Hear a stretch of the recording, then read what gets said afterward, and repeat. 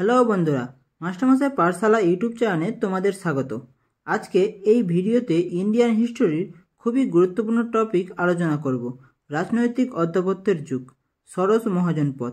তাই খুবই গুরুত্বপূর্ণ ভিডিও হতে চলেছে তোমাদের জন্য। শেষে তোমাদের জন্য টেস্ট ইনক্লুড করা হয়েছে, যা লাস্ট ইয়ার পরীক্ষায় এই টপিক থেকে আসা প্রশ্ন উত্তর। তাই সকলে টেস্ট দেবে ও কার কত স্কোর আসছে তা অবশ্যই কমেন্টে জানাবে। চলো শুরু করা যাক।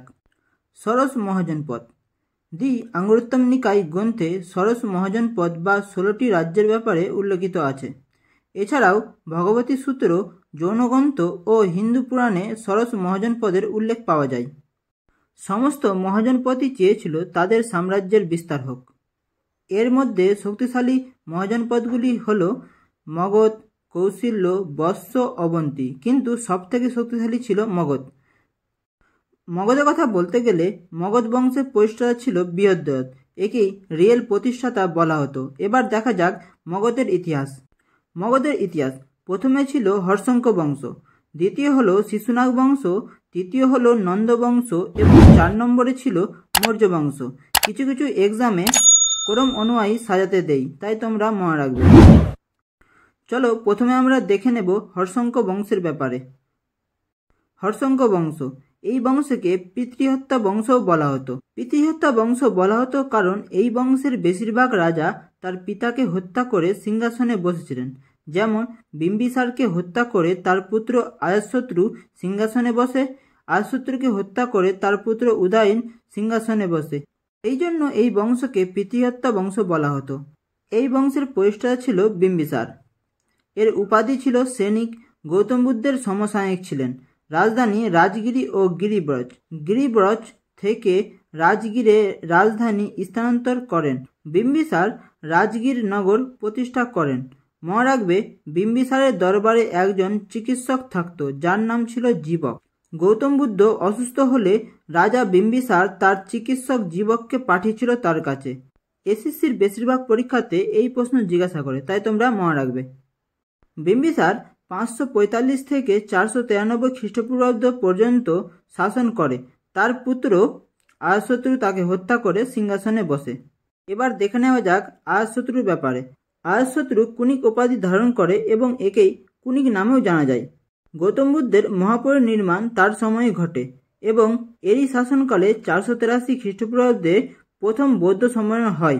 খুবই ইম্পর্টেন্ট প্রশ্ন আয়াতশত্রুর শাসনকাল থেকে জিজ্ঞাসা করা হয়, যা আমি তোমাদের বৌদ্ধ ধর্মের ভিডিওতে খুবই ভালো করে বুঝিয়েছিলাম।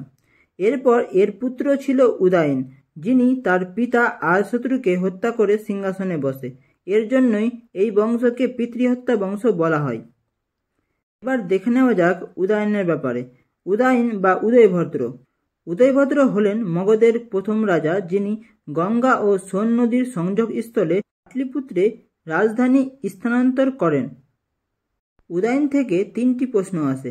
প্রথম প্রশ্ন আসে উদয়ন কে ছিলেন, তাহলে উত্তর হবে উদয়ন আয়াতশত্রুর পুত্র ছিলেন। দ্বিতীয় প্রশ্ন আসে প্রথম কোন সম্রাট পাটলিপুত্র রাজধানী করেছিলেন, তাহলে উত্তর হবে উদয়ন। আর তৃতীয় প্রশ্ন আসে উদয়ন কোন বংশের ছিলেন, তাহলে উত্তর হবে হর্ষঙ্ক বংশের ছিলেন। তাই তোমরা ভালো করে মনে রাখবে। এর পরবর্তী বংশ হলো শিশুনাগ বংশ। শিশুনাগ বংশের প্রতিষ্ঠাতা ছিলেন শিশুনাগ। তিনি তার রাজধানী প্রথমে গিরিব্রজ ও পরে বৈশালীতে স্থাপন করেন।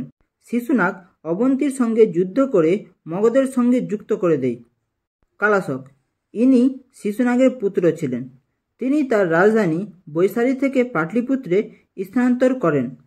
দ্বিতীয় বৌদ্ধ সম্মেলন এরই শাসনকালে হয়েছিল। মনে রাখবে, প্রথম বৌদ্ধ সম্মেলন হয়েছিল আয়াতশত্রুর শাসনকালে আর দ্বিতীয় বৌদ্ধ সম্মেলন হয়েছিল কালাশকের শাসনকালে। শিশুনাগ বংশের শেষ রাজা ছিল নন্দীবর্ধন। এই বংশ থেকে এইগুলি ইম্পর্টেন্ট প্রশ্ন আসে, এর বাইরে কোনো প্রশ্ন আসবে না। নন্দ বংশ। এই বংশের 10টি রাজা ছিল। প্রথম ও শেষ রাজার ব্যাপারে তথ্য পাওয়া যায়, তাই এই 2 রাজা থেকেই প্রশ্ন জিজ্ঞাসা করে। প্রতিষ্ঠাতা মহাপদ্মনন্দ। তিনি অনেক উপাধি ধারণ করেছিলেন, কিন্তু পরীক্ষায় আসে ভারতবর্ষের প্রথম কোন সম্রাট একরাট ও দ্বিতীয় পরশুরামের উপাধি ধারণ করেছিলেন, তাহলে উত্তর হবে মহাপদ্মনন্দ। তিনি কলিঙ্গতে আক্রমণ করে এবং বিজয় স্মারক হিসেবে সেখান থেকে জৈন ধর্মের এক জিনার ছবি মগধে নিয়ে আসে। নন্দবংশের শেষ রাজা ছিল ধনানন্দ। আলেকজান্ডার যখন ভারত আক্রমণ করে তখন মগধের সিংহাসনে বসেছিলেন ধনানন্দ। তিনি নন্দবংশের শেষ সম্রাট। জানা যায় যে ধনানন্দ একবার কৌটিল্যকে অপমান করে, যার কারণে কৌটিল্য রাজ্য ছেড়ে চলে যায়। তারপর আবার পুনরায় চন্দ্রগুপ্ত মৌর্যের সহযোগিতায় ধনানন্দকে হত্যা করে মৌর্য সাম্রাজ্য স্থাপন করে। আজকের জন্য এতটুকুই। এর পরবর্তী ভিডিওতে আমরা মৌর্য সাম্রাজ্যের ব্যাপারে পড়ব। তো বন্ধুরা, আমি তোমাদের যে ইম্পর্টেন্ট পয়েন্টগুলো বললাম সেগুলো তোমরা গল্পের মতো করে মনে রাখবে। তাহলে দেখবে তোমরা খুব সহজেই পরীক্ষায় আসা প্রশ্নগুলো উত্তর অতি সহজেই করতে পারবে। বন্ধুরা, এখানেই আমাদের থিওরি সেশন কমপ্লিট হলো।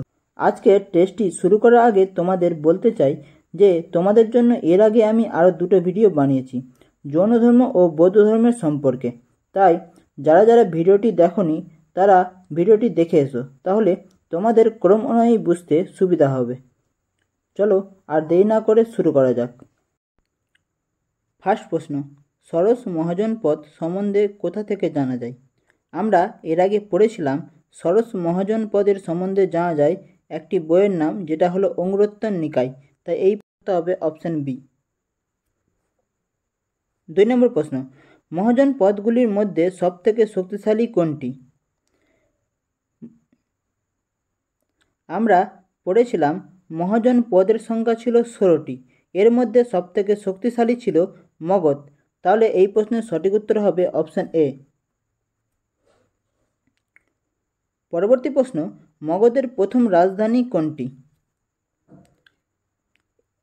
এই প্রশ্নের সঠিক উত্তর হবে অপশন সি, রাজগৃহ। 4 নম্বর প্রশ্ন, কোন রাজ্যটি বর্তমান বিহারের পাটনা এবং গয়া জেলাকে কেন্দ্র করে গড়ে উঠেছিল? এই প্রশ্নের সঠিক উত্তর হবে অপশন সি, মগধ।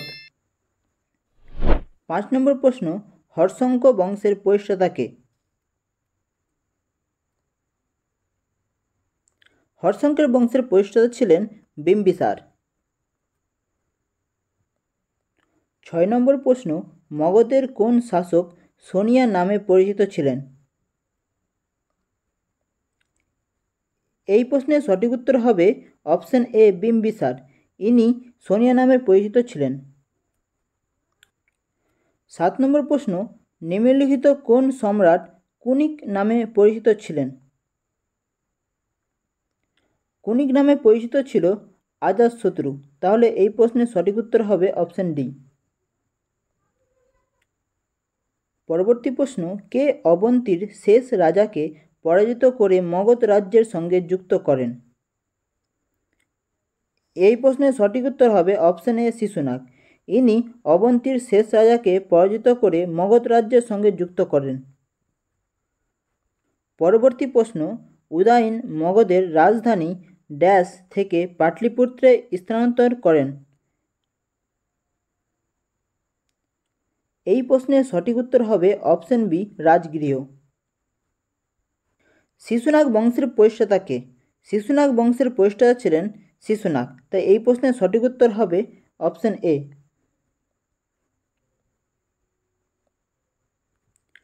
শিশুনাগ বংশের শেষ রাজা কে ছিলেন? শিশুনাগ বংশ থেকে দুটি প্রশ্ন আসে। এক হলো শিশুনাগ বংশের প্রতিষ্ঠাতা এবং শেষ রাজা কে ছিলেন?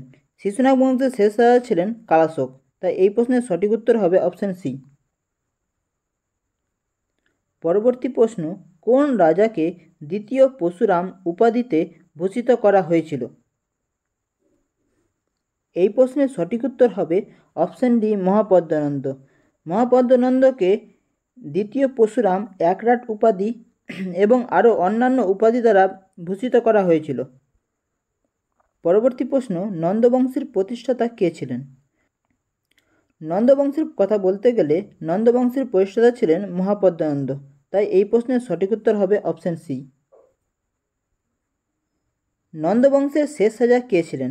নন্দবংশের কথা বলতে গেলে নন্দবংশের শেষ রাজা ছিলেন ধনানন্দ। তাই এই প্রশ্নের সঠিক উত্তর হবে অপশন এ। আজকের এই টেস্টের শেষ প্রশ্ন, সরস মহাজন পদের দুটি প্রজাতান্ত্রিক জনপদ। এই প্রশ্নের সঠিক উত্তর হবে অপশন বি, ব্রিজি ও মল্ল। তোমাদের যদি ভিডিওটি ভালো লেগে থাকে প্লিজ লাইক করুন, বন্ধুর সাথে শেয়ার করুন, আর মোস্ট ইম্পর্টেন্ট চ্যানেলটি সাবস্ক্রাইব করুন।